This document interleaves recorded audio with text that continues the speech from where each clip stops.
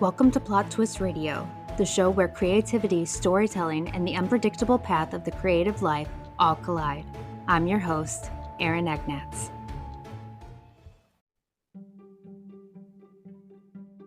Today's guest proves that it's never too late to return to the things that once set your soul on fire.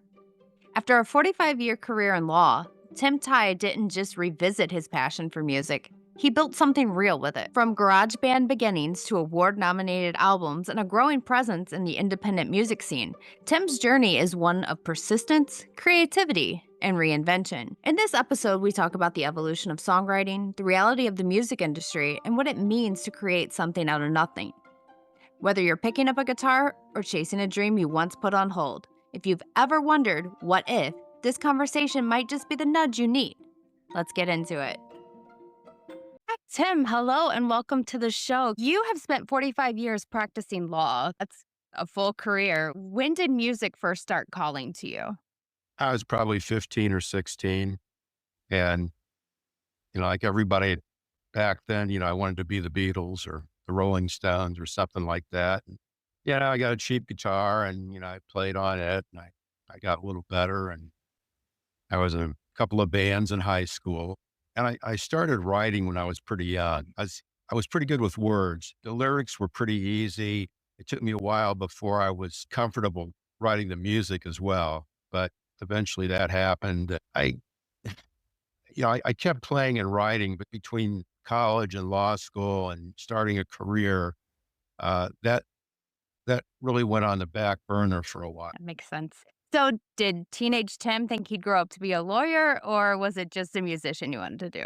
I'm kind of a garage band guy. So yeah, that was probably never going to happen. I never really made any effort to promote my music until I was on a trip and I met a dentist, and he'd written a bunch of songs and recorded them and made an album, and they weren't really very good, but I thought, maybe I could do this. So I talked to a couple of buddies of mine who were musicians, got introduced to an engineer, and, we started cranking them out. I took several years. Sometimes it was difficult getting musicians together. You have to coordinate their schedules. Some of them, believe it or not, are a little quirky. And then some of them worked out better than others. But finally, that started in 2009. And in 2014, I released Dark Stretch of Road, which was the first album. And I thought, it's done. I did what I wanted to do. And then a few years later, a few good years came out. And then a few years after that, Hope for the Modern World. And the new one is called Just Before Dawns. Once I was rolling, I kept going. I thought, I think I've become a better songwriter over the years, which anybody would hope to do. Yeah, I understand how your writing evolves. What is your songwriting process like? I never sit down with the intention of looking for an idea. The idea comes to me randomly. It might be a line from something, could be from a movie. And all of a sudden it just sort of like bounces around in my brain. I'm thinking there's something here. I like that. I like that line. And that's when I pick up the guitar and sort of start strumming away. And normally one thing leads to another. Yeah. Before you know it, I've got the song mostly written. I tend to tweak it a little bit after it's almost done, but that's how it works. Most experts will tell you should try to write every day. You should try to set some time aside. I've just never done that. It just doesn't work for me. It's better. The inspiration comes from somewhere, and then I'm ready to try to turn it into a song. Sometimes it works, sometimes it doesn't.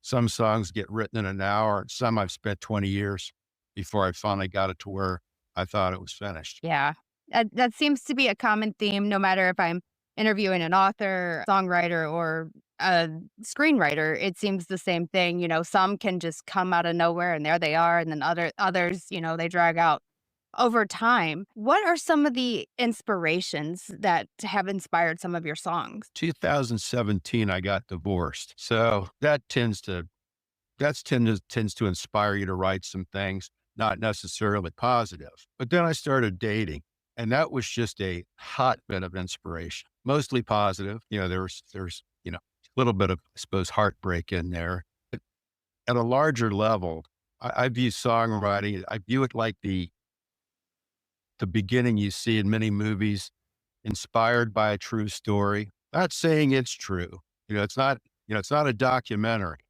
but you get to a point in life, high point in life, where you've had a lot of experiences and you may not consciously be drawing on those, but they're there and they're driving what it is that you're able to compose. Do you write more from pain or hope or reflection? If I had to choose one, I think I'd say reflection. There are some of my songs that people said, wow, that's pretty grim. And I said, well, that's how I felt when I wrote it. The last song on the third album is called Even Forever Ends. And the topic is guys saying, don't, don't say you'll love me forever because even forever ends. Yeah, there's like no hope in that song whatsoever.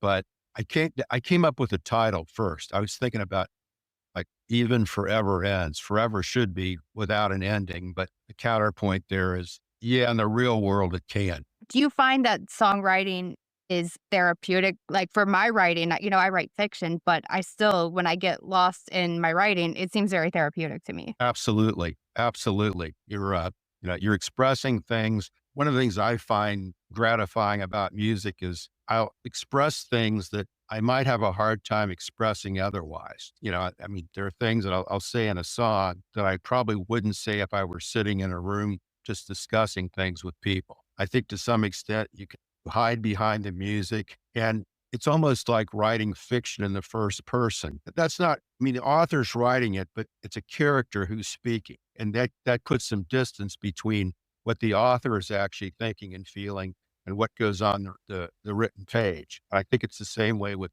songwriting.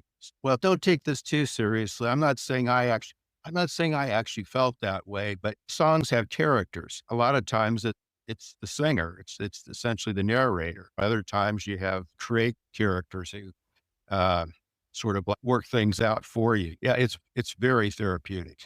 I agree. I agree. So you said you're from Dayton, Ohio, and it has its own musical history. Has your hometown influenced your sound at all? Dayton has a wonderful performing arts culture, and we have a lot of great musicians, many of whom I've used on my work. We have some wonderful venues. We have venues where artists tend to perform their own work. I don't want to like step on too many toes here. I just have never really been satisfied playing in a cover band where you're just trying to mimic as closely as possible someone else's recording. I understand it's entertaining. Many of musicians, they're fabulous musicians. I'm not questioning their talent, but there's a difference between talent and creativity. I mean, you can hit every note dead on, but somebody else created that. And I know it's a problem. If you're playing in a bar and you say, hey, now we're going to do one of our own songs, everyone goes to the bathroom. Yeah. Yeah, because they wanted to hear Fleetwood Mac, Right. uh, or a version of Fleetwood Mac. But yeah, we've got small venues. We've got a couple great outdoor venues. We've got the Schuster Center for the Performing Arts, which is a world-class auditorium. So there's lots to do. And Cincinnati's 40 miles down the road, much bigger city, and it has a vibrant music scene as well. It does. I went to college in Xenia, Ohio, so I spent a lot of time in Dayton and Cincinnati. Just wonderful areas, and I enjoy it every time I go. I'm in Indiana, so, anytime I can get out of the corn state. So in a world full of fast digital music, what keeps you grounded in storytelling? Well, I don't pay much attention to what's going on. If you ask me, for example, if I were to watch the Grammys, I'd wager that I might not have heard of 90% of the artists. And a lot of my buddies are sort of the same way. Everybody gets stuck in the past. There's that period of your life, high school and college, when you listen to music all the time. That's why oldies stations are so popular. Right. So I don't, sometimes every so often someone will criticize my recording and say, well, it just doesn't sound modern. Okay. I never, I like to think that my work is somewhat commercial. I'd love to have someone else record one of my songs. But as far as production's concerned, I'm not thinking I need to make this a hit. I'm thinking I need to make this the way I'm feeling it. And I always have a co-producer, which is critical because somebody has to say at some point, Tim, this isn't working. And I have no problem being told that because, anybody I'm working with knows a lot more than I do about the recording and engineering process. Absolutely. It's very important, I agree, to have a producer. And for those of you listening, if you're a writer, listen to your editor, listen to your producers. You don't know all. I Because learned it's that the almost hard like way. you get married to a song. I'll go into the studio and I've given everybody, a scratch version, and especially with vocals, the vocalist will take it in a whole other direction. And my first thought is, oh, you're not doing it the right way. You're wrecking the song. But when I got the guy sitting next to me, the engineer, the co-producer, he says, Tim, I think you ought to give this one a chance. And they always turn out to be right. When I look back and I think this is so much better than the way I envisioned it. But it's a matter of interpretation. The pauses, the phrasing, it makes a ton of difference in the feel of the song. For sure, it does. So you say take the musical journey that defines your life. What does that mean to you? Oh, it's just something I thought up a long time ago, and I was Yeah. trying to promote the first album. It's sort of I mean, it's an egotistical statement, but the first album, I mean, I try to be as thoughtful as possible, arranging the order of the songs, which frankly is sort of like silly anymore because most people don't sit down and go, okay, I'm going to start and listen to this in order. They jump around, they listen to one song, but I've told people over and over, if you want to know a lot about me, listen to one of the albums. So what I probably should have said if I'd been more humble is take the musical journey that defines my life. It makes sense.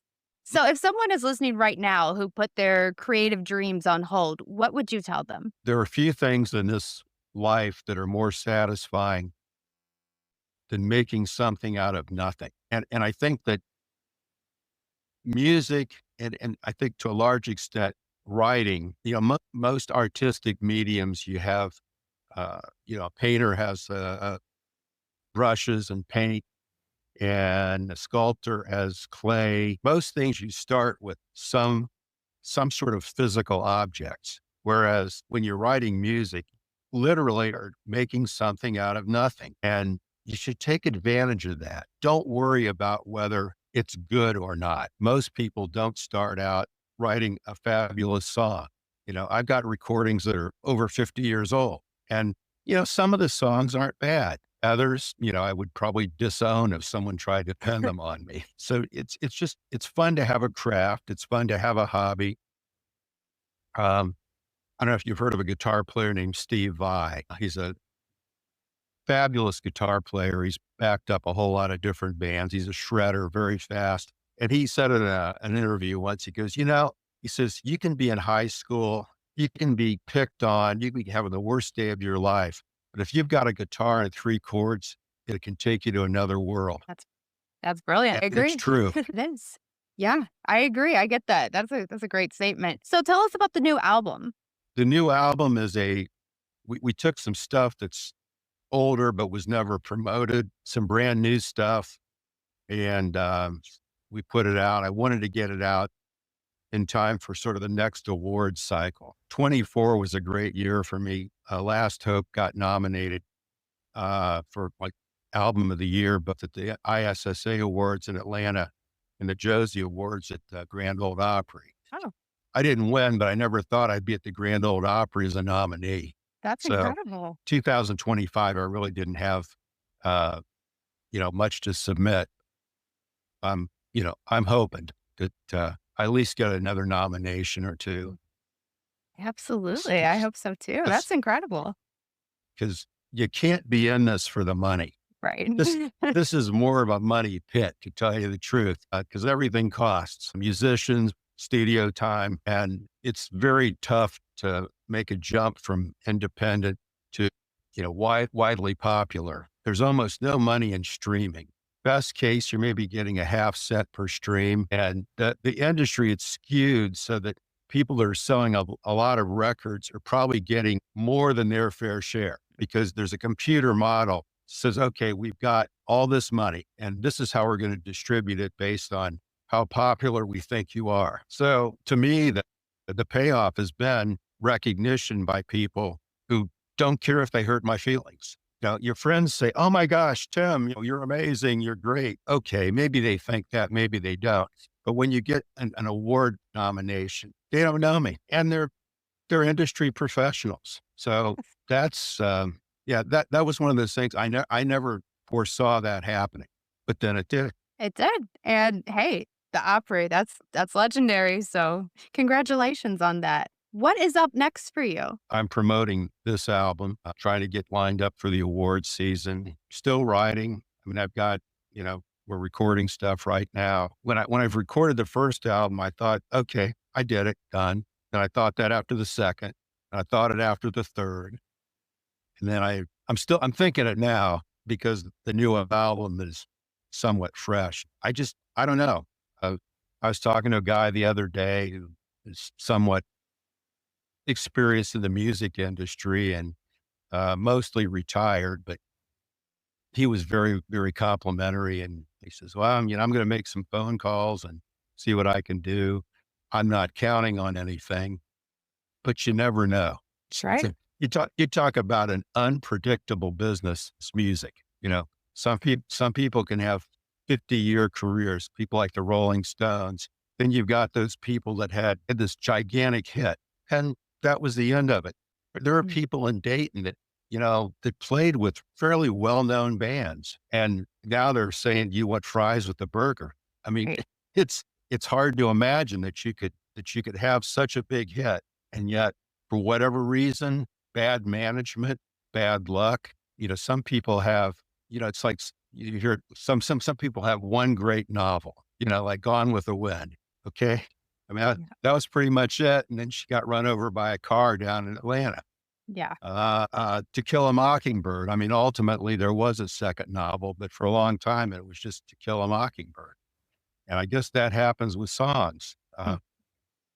You get just the right song, right production, and the public latches onto it. And then after that, you know, you remember a song called In the Year 2525 Hmm. by Yep. Zager and Evans? Yeah. That may be the best selling single of all time. What was their follow up? I couldn't even tell you who it was that sang it. So yeah, you're right. That no one knows. Yeah. It Yeah. was, it was like, I mean, Denny Zager went on to build really, really great guitars and did a lot of teaching, but it was a monster hit.